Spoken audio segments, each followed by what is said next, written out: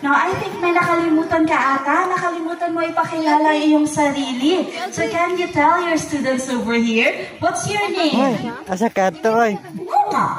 Ayun, narinig niyo po ba? What's his name? Not Wilma, not Delinda, not Lola as well. Let's try that one more time. Everybody listen carefully. What's your name? His name is not Noah, not Nona as well.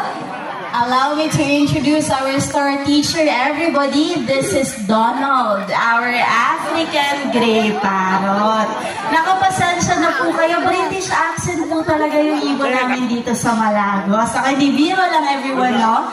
Now, of course, Donald already introduced himself and already welcomed you the Malagos way. So now it's your time to greet Donald. So can everybody please say, good morning, Donald? Good morning, Donald. Ayan, Donald, good morning. Ang sabi ng mga estudyante mo, what should you tell them?